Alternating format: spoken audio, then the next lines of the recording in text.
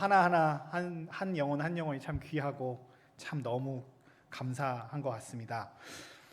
오늘 우리가 함께 예배하며 말씀을 나눌 건데요. 저는 성서일과 말씀 마태복음 25장 말씀을 통해서 우리가 하나님의 은혜를 함께 나누고자 합니다. 우리가 읽으셨지만 마태복음 25장 하면 달란트 비유하면서 너무 잘 아는 말씀이지요.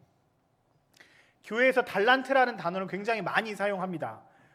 저가 그 주일학교라고 좀 불렀었는데 교회 학교 다닐 때는 달란트 시장을 늘 기다려 오지 않았습니까? 지난주에 달란트 시장 했다고 막 저희 아들도 뭐 하나 받아왔다고 막 그런 것 같았는데, 달란트 비유와는 조금 뭐 거리가 먼 것 같지만 어쨌든 달란트 시장 하면서 막 기쁨과 감사가 있었던 것 같고, 중고등학교 시절에는 은사, 달란트 얘기하면서 나의 은사가 무엇인지 달란트가 무엇인지 이렇게 체킹하는 어떠한 그런 것들도 좀 많이 했었던 것 같습니다. 달란트 비유는 너무 유명한 말씀이지요. 오늘 이 말씀을 통해서 하나님께서 우리에게 원하시는 것이 무엇인지를 좀 살펴보려고 합니다. 예수께서는 하나님의 나라에 대해서 설명하시면서 오늘 이 달란트 비유를 드셨습니다.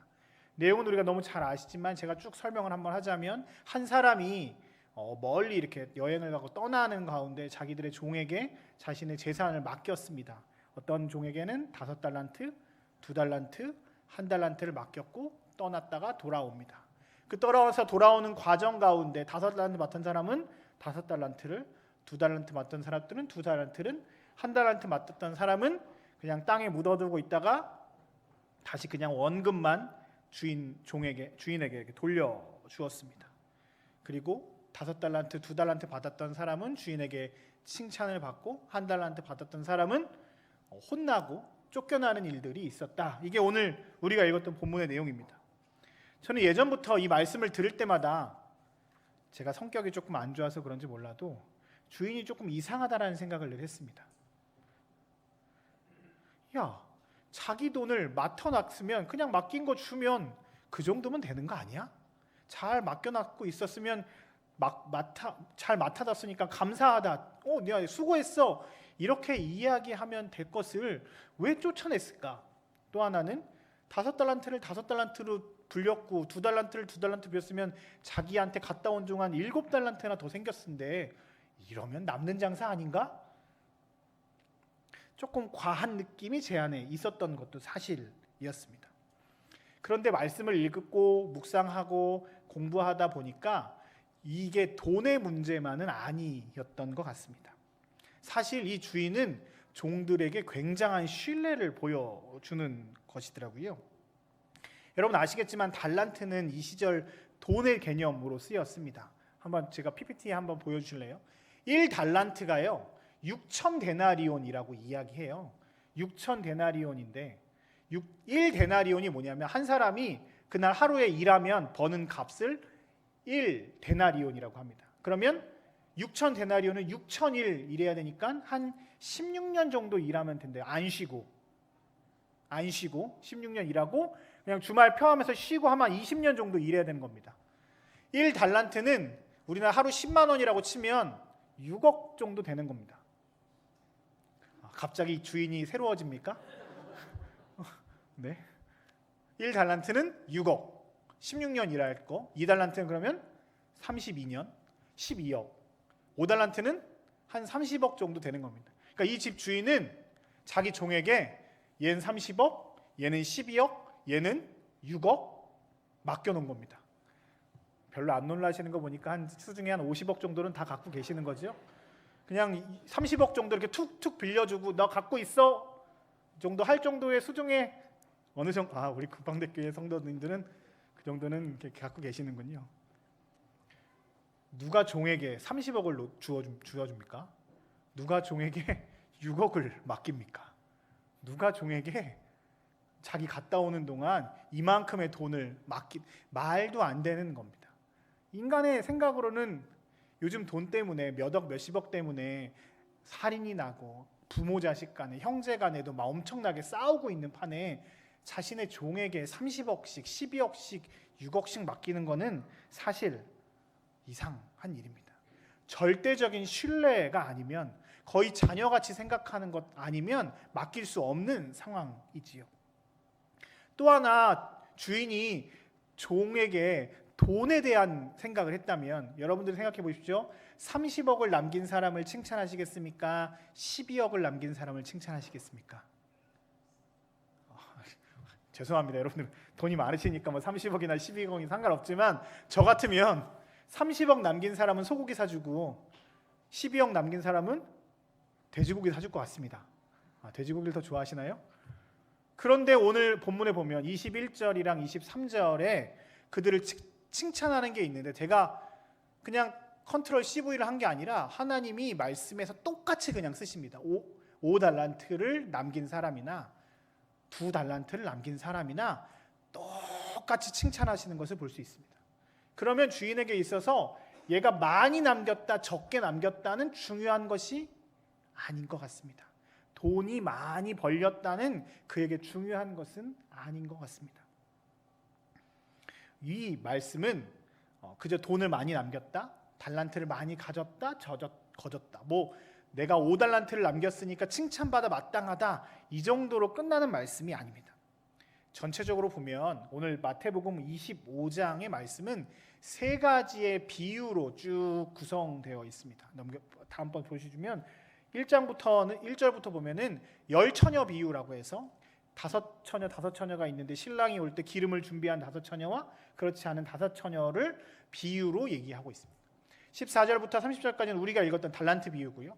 31절부터 46절까지는 양과 염소 비유여서 마지막 때에 구별하신다는 내용입니다. 전체적인 내용이 다 하나님 나라 마지막 때에 대한 이야기를 하시며 이 세 가지 비유를 계속 연달아서 이야기를 하고 계신 겁니다. 마태는 이 세 가지 비유를 쭉 얘기하시면서 하나의 이야기를 예수님께서 하셨다는 이야기를 하는 거죠. 오늘 저와 하나님이 원하시는 것이 무엇인지 이 세 비유를 통해서, 특별히 달란트 비유를 통해서 하나님이 원하시는 것이 무엇인지를 살펴보고자 합니다.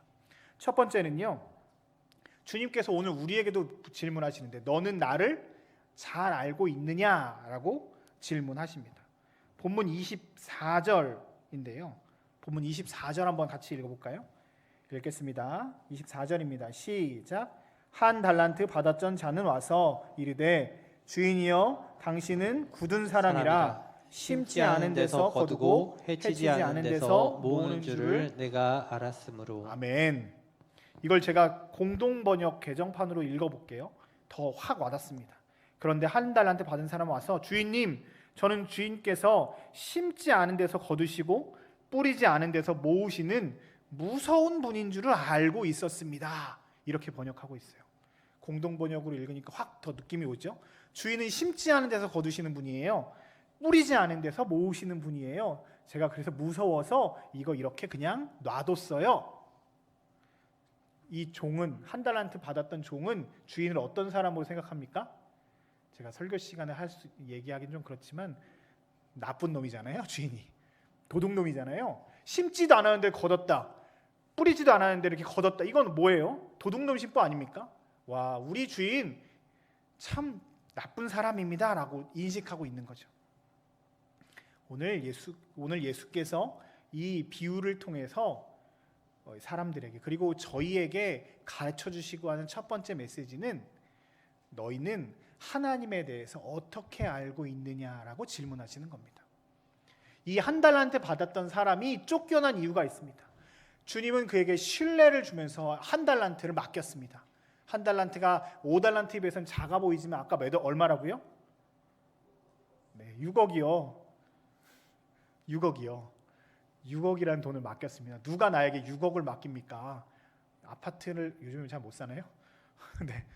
아파트를 못 근데 6억이면 엄청난 돈 아닙니까? 엄청나게 크고 놀라운 은혜를 받은 사람인데, 근데 이 사람은 그 주인을 뭐라고 생각하냐면 저 사람은 욕심꾸러기야, 저 사람은 심지도 않았는데 거두려고 하는 사람이야 라고 생각하고 있었다는 그것을 책망하고 계십니다.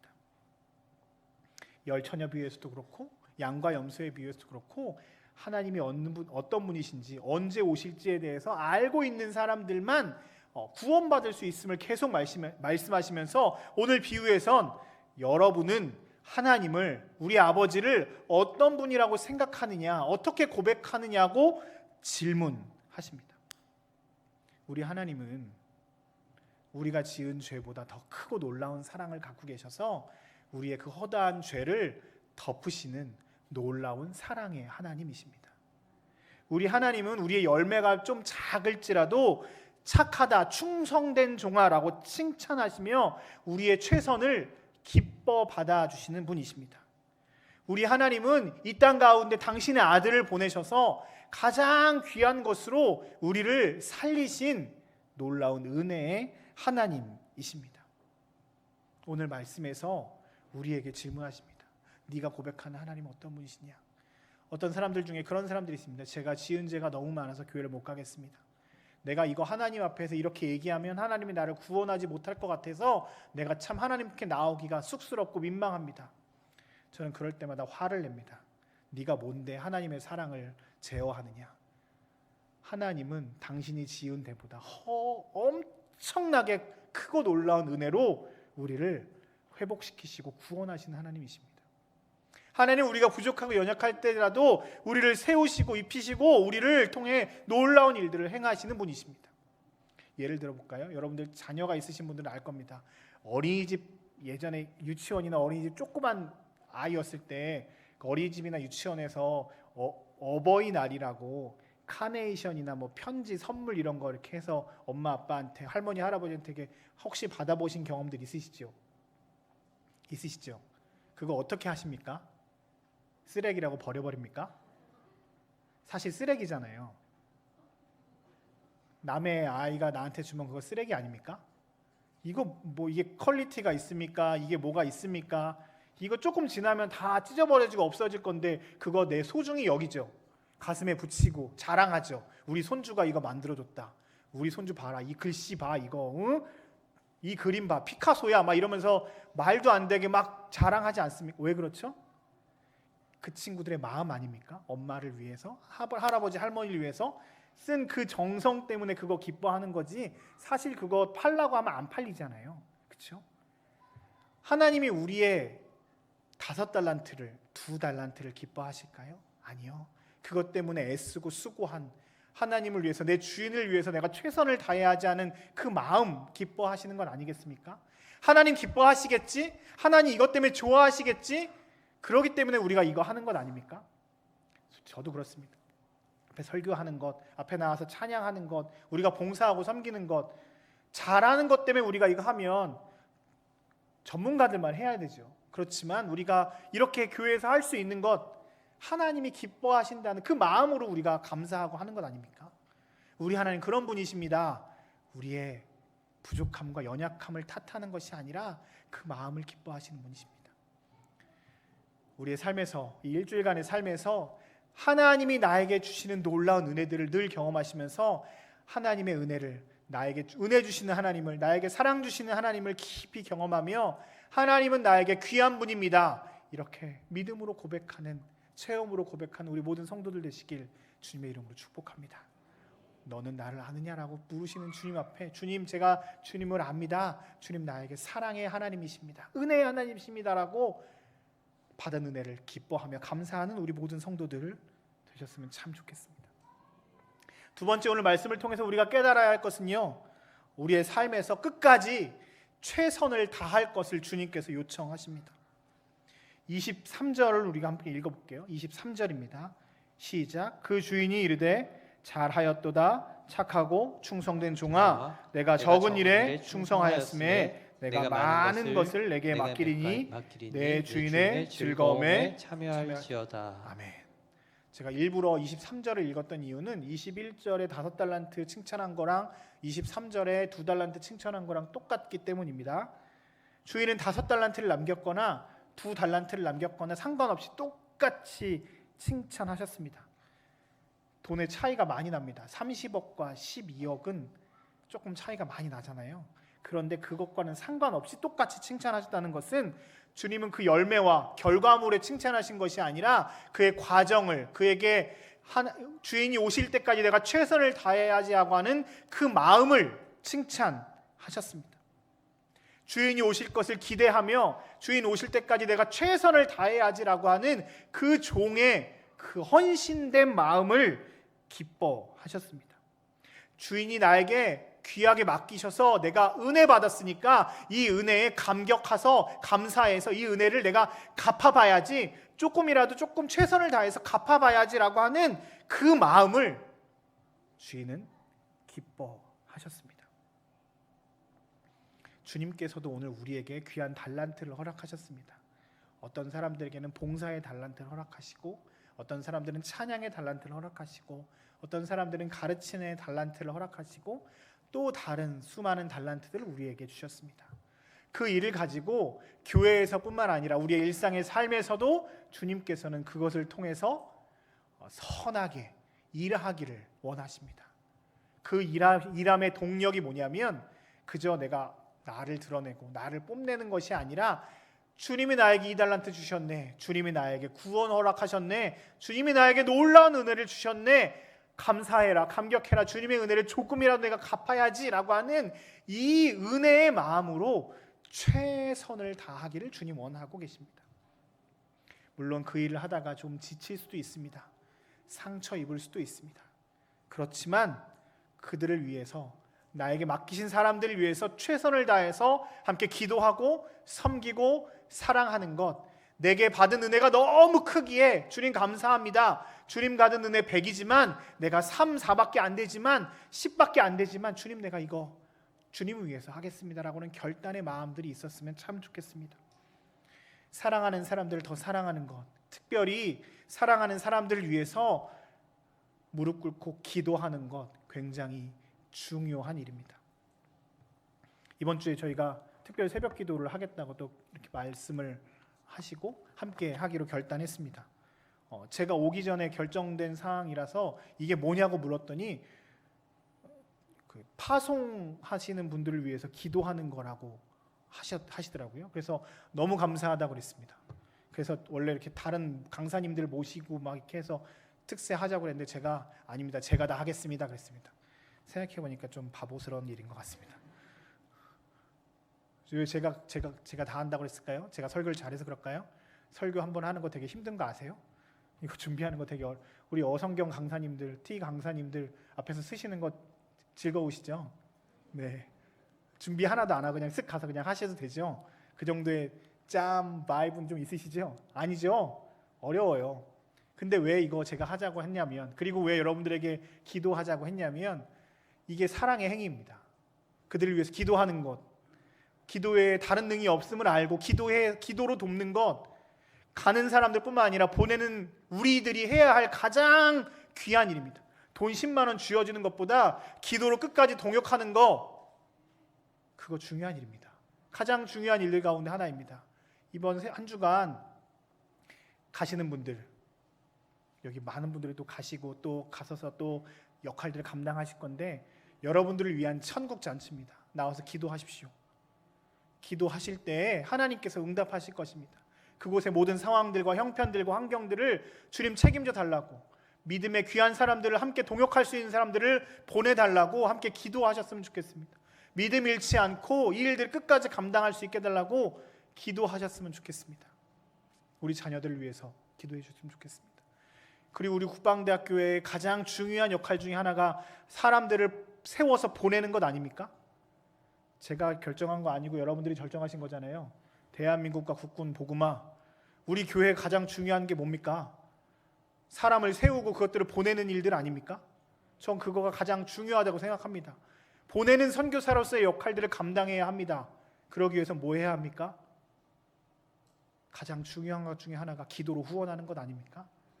여러분들이 기도해 주셔야 합니다. 그저 와 보냈습니다, 감사합니다, 또 가네가 아니라 한 사람 한 사람, 한 가정 한정을 위해서 기도하는 것이 우리의 사명입니다.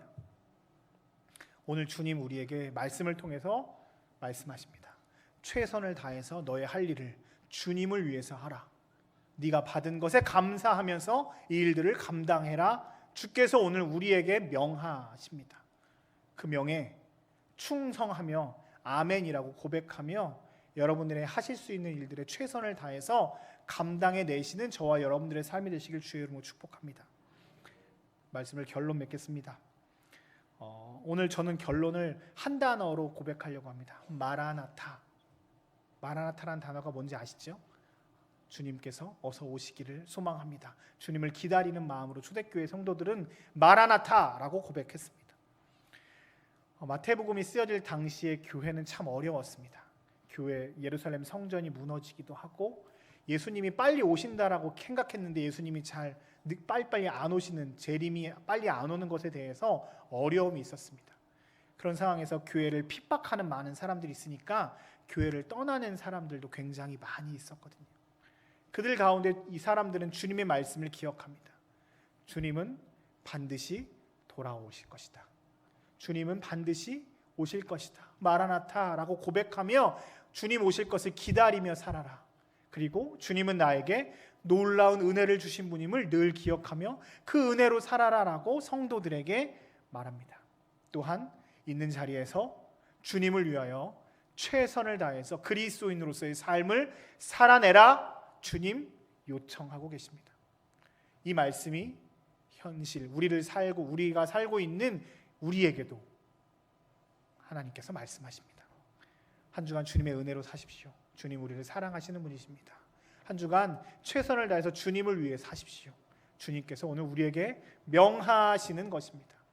이 부르심에 아멘으로 충성하며 나아가는 저와 여러분들의 삶이 되시길 주님의 이름으로 축복합니다.